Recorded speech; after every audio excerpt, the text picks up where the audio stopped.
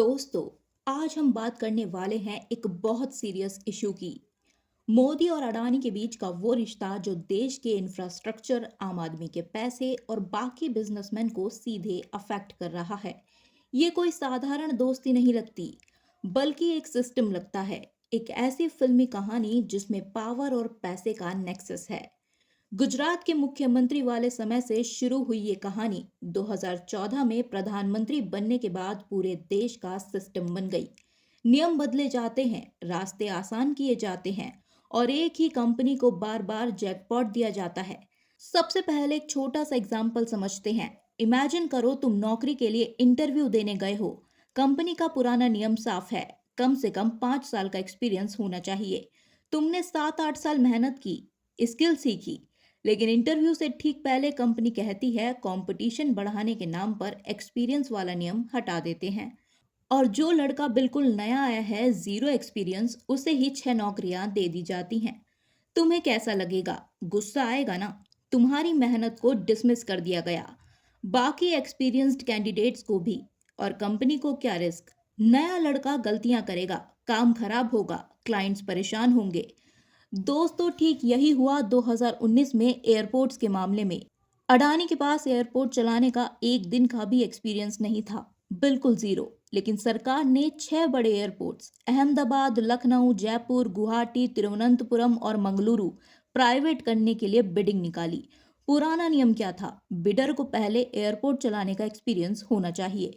सरकार ने वो नियम हटा दिया, बोला कंपटीशन बढ़ाने के लिए। फाइनेंस मिनिस्ट्री और नीति आयोग ने वार्निंग दी थी कि एक ही कंपनी को इतने सारे एयरपोर्ट मत दो, रिस्क ज्यादा है। लेकिन सरकार ने आगे बढ़ाया। नतीजा, अडानी ने 6 एयरपोर्ट्स अपने नाम कर लिए बिना किसी एक्सपीरियंस के। अब सोचो, इन एक्सपीरियंस्ड कंपनी को 6 एयरपोर्ट्स एक साथ देना कितना खतरनाक हो सकता है।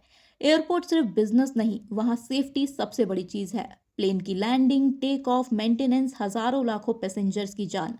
अगर गलती हुई तो जान माल का खतरा, टिकट महंगे हो सकते हैं, सर्विस खराब हो सकती है। और पब्लिक का पैसा through LIC and bank in projects में लगा है, तो नुकसान भी आम आदमी का ही होगा। एक कंपनी का इतना डोमिनेंस बाकी बिजनेसमैन के लिए भी फेयर नहीं। ये अकेला एग्जाम्पल नहीं है। गुजरात में जब मोदी मुख्यमंत्री थे, तब से अडानी को मुंद्रा पोर्ट के लिए सस्ती जमीन, स्पेशल इकोनॉमिक जोन स्टेटस और कई छूटें मिली। 2014 के बाद ये पूरे नेशनल लेवल पर फैल गया। Ports, power, road, rail, renewable energy, ठीक वही सेक्टर्स जहां सरकार ने सबसे ज्यादा पैसा लगाया, उन सभी सेक्टर्स में अडानी ग्रुप काम कर रहा था या उसने करना शुरू कर दिया। अब उल्टा देखते हैं। इतना सब करने पर अडानी ने मोदी को क्या दिया? ये एक तरफा सौदा नहीं, बल्कि सिस्टमैटिक पार्टनरशिप लगती है। अडानी अक्सर मोदी के विदेशी दौरों पर साथ जाते दिखे। ऑस्ट्रेलिया, अमेरिका, बांग्लादेश और कई अफ्रीकी देश, जहां मोदी जाते अडानी के बड़े डील्स फाइनल होते नजर आए।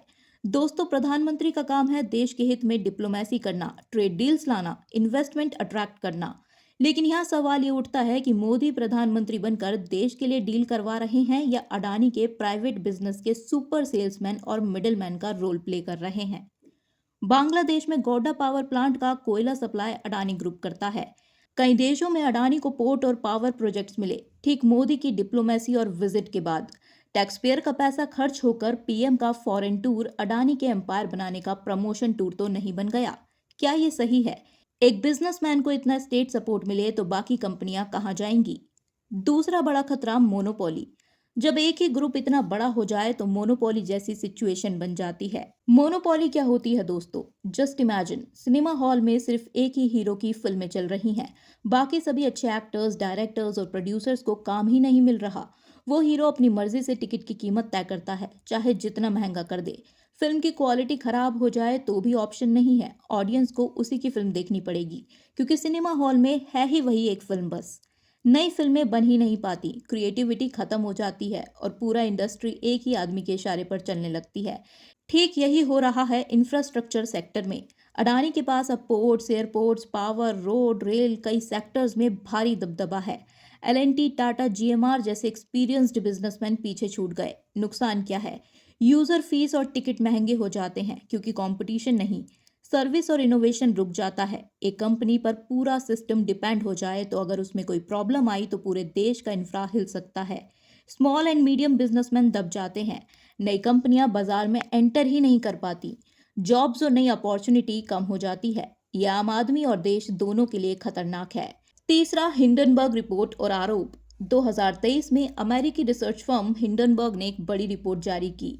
उन्होंने आरोप लगाया कि अडानी ग्रुप दशकों से स्टॉक मैनिपुलेशन, अकाउंटिंग फ्रॉड और ऑफशोर शेल कंपनियों के जरिए पैसे घुमाने में लगा है। रिपोर्ट के बाद अडानी कंपनियों के शेयर्स में भारी गिरावट आई, मार्केट कैप में हजारों करोड़ का नुकसान हुआ। साथ ही अमेरिका में रिश्वत जैसे सीरियस एलिगेशन भी लगे, खासकर सोलर डील्स में। सरकार ने क्या किया? पूरी ताकत से डिफेंस मोड में आ गई। सेबी जांच चली, कोर्ट में केस हुए, लेकिन विपक्ष और कई एक्सपर्ट्स कहते हैं कि ट्रांसपेरेंसी की कमी रही। हिंडनबर्ग ने बाद में और एक रिपोर्ट में सेबी चेयरपर्सन माधवीपुरी बुक पर कॉन्फ्लिक्ट ऑफ इंटरेस्ट के आरोप लगाए। आरोप यह था कि सेबी चेयरपर्सन और उनके पति ने पहले उन्हीं ऑफशोर फंड्स में इन्वेस्ट किया था जो रिपोर्टेडली अडानी ग्रुप से जुड़े थे। हिंडनबर्ग का कहना था कि इसी वजह से सेबी अडानी के खिलाफ पूरी तरह स्ट्रिक्ट इन्वेस्टिगेशन नहीं कर पा रही। मतलब एक तरह से कहा जाए तो चोर को ही उसके साथी चोर की जांच करने के लिए कह दिया गया था। तो साफ सी बात है, वो अपने साथी चोर को क्यों फंसाएगा और उसे फंसा के खुद क्यों ही फंसेगा। चाहे रिपोर्ट में कितना सच हो कितना झूठ, लेकिन सवाल ये है, इतने बड़े बड़े आरोपों पर सरकार इतनी डिफेंसिव क्यों? ये मैसेज जाता है कि सिस्टम कुछ खास लोगों के लिए काम कर रहा है। आम आदमी का पैसा एलआईसी, बैंक, म्यूचुअल फंड्स के जरिए इन कंपनियों में लगा है। अगर कहीं परेशानी आई तो नुकसान किसका? आपका और मेरा। दोस्तों, क्रोनी कैपिटलिज्म पहले भी था, लेकिन प्रधानमंत्री के लेवल पर किसी एक बिजनेसमैन को इतना खुला फेवरेटिज्म, नियम तोड़ना, डिप्लोमेसी को बिजनेस प्रमोशन बनाना, ये देश के लिए ठीक नहीं है। आपको क्या लगता है, ये सिर्फ दोस्ती है या सिस्टमैटिक क्रोनी कैपिटलिज्म? मोदी सरकार अडानी को इतना प्रमोट क्यों कर रही है? कमेंट में अपनी राय जरूर बताना। अगर आपको ये डिटेल्ड और फैक्ट बेस्ड बात पसंद आई तो पॉडकास्ट को लाइक कर दो, अपने दोस्तों के साथ शेयर कर दो और चैनल को सब्सक्राइब करके बेल आइकन दबा दो। सही इन्फॉर्मेशन रखना ही हमारी सबसे बड़ी ताकत है। मिलते हैं अगले पॉडकास्ट में। जय हिंद।